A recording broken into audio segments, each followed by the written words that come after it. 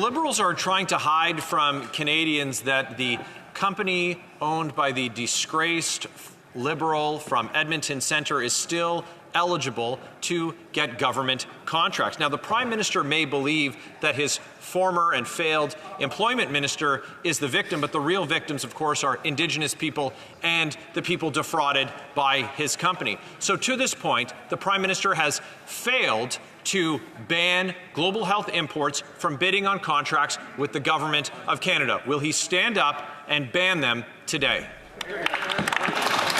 The Honourable Leader of the Government in the House of Commons. Thank you, Mr. Speaker. Mr. Speaker, we have been very clear in this House that that company was not on the list, and Indigenous procurement is for Indigenous people. But, Mr. Speaker, this is an attempt by the Conservative members of Parliament to distract from what is really good news for Canadians today. And the fact that we are going to give a break on GST for essential goods over the coming months, and we are going to support 18.6 million Canadians with a Canada Working benefit. Mr. Speaker, the question remains, will the Leader of the Opposition allow Conservative MPs to vote for it? Exactement. The Honourable Member from Leeds, Grenville, two levels, either super quiet or super loud. So let's get this straight. The disgraced former minister, the member for Edmonton Centre, a Liberal, started a pandemic profiteering business, and that business lied about being Indigenous to get government contracts. They're under investigation by the Edmonton Police Service for fraud, and this Liberal government is still allowing them to bid on government contracts. Now, they're saying they're not on the list for approved Indigenous-owned businesses. But what about for any other type of contract? Why is this Prime Minister determined to protect Liberal insiders, and why won't he ban his disgraced former minister from having these contracts? The Honourable Leader of the Government in the House of Commons. Thank you, Mr. Speaker. Mr. Speaker, as I said, that company is not on the list for Indigenous procurement. But yet again, Mr. Speaker, what we see from the Conservatives opposite is they don't want to talk about the important affordability measures that we have presented today. They don't want to talk about the fact that they are going to vote against and oppose a GST break for millions of Canadians when it comes to essential goods. They don't want to talk about the fact that they are going to oppose a $250 benefit for working Canadians, Mr. Speaker. They're just not there for Canadians. Thank you, Mr. Speaker. The Honourable Member for Calgary-Midnapore. Mr. Speaker, this government says that they support women's equality and reconciliation, but their actions show anything but. This Prime Minister was very quick to fire the first female Indigenous Minister of Justice because she wasn't willing to lie for him. Yet it took him weeks to fire a Minister of Employment, a white male, who faked his Indigenous identity. So why was it so easy to fire one but not the other? The Honourable Minister for Indigenous Services. Mr. Speaker, what's so encouraging, and I would say it's not often that I find something encouraging from the Conservative Party, but what is encouraging to hear is their staunch support for Indigenous procurement. And I agree with the Conservative Party. We have to work hard to make sure that Indigenous businesses are the ones that actually profit from Indigenous priorities. And so I want to thank the Conservative Party for keeping their eye on making sure that this country ensures Indigenous economic success. We'll do that together. The Honourable Member from Calgary. He's going to be a minister, so might as well call him. To err is human.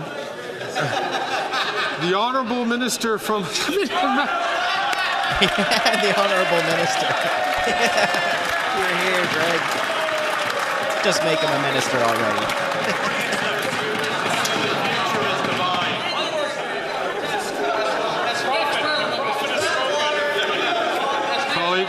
Colleagues, the Honourable Member from Calgary-Midnapore.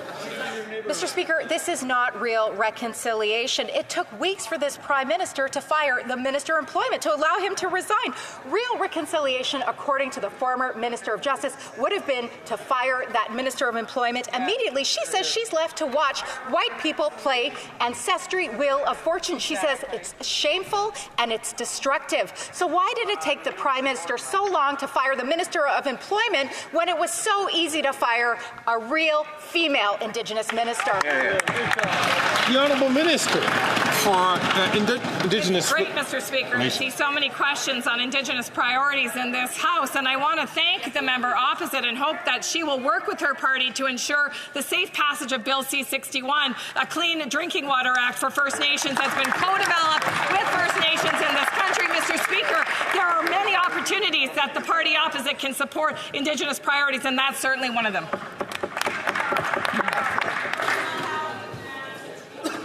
The Honourable Member for Trois-Rivières. Back to the fraud at CRA.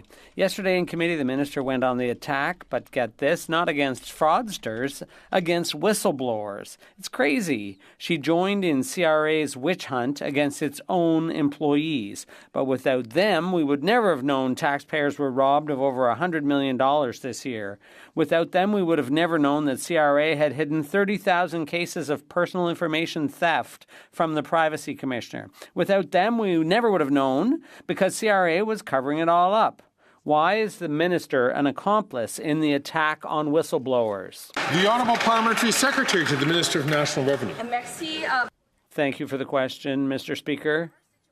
Must be denounced, and I have to say that our minister and our government has supported Bill C-290 from that party's private members bill. There are situations where we are not able to talk about issues, specifically with respect to Section 241 in the Income Tax Act. But there are obligations and there are ways in which we are able to have whistleblowers report what they need to within the CRA, and we are constantly working on these issues. Thank you, Mr. Speaker. The Honourable Member for Trois-Rivières. If we need whistleblowers, it's because this government never does anything until their problems make the headlines.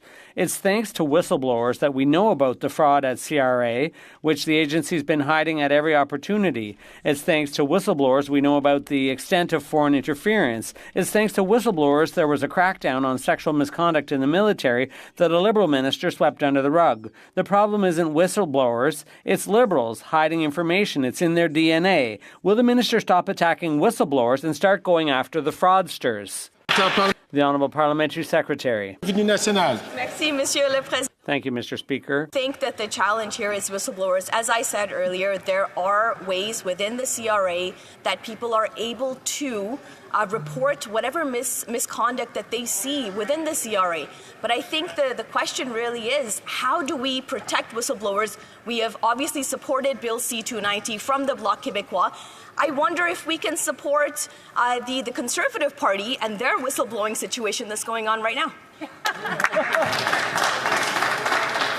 The Honourable Member from Battle River, Crowfoot. Mr. Speaker, yesterday the disgraced Liberal MP from Edmonton Centre resigned from Cabinet, but as of today, his shady company GHI is still eligible to bid on government contracts, despite the member admitting that he lied about his heritage to get dollars earmarked for Indigenous businesses in the past. That's on top of being embroiled in conflicts of interest and even allegations of being connected with international drug busts. The government House Leader still has not made clear whether or not that company has been banned from bidding on contracts with the government. Can she give a straight answer here today?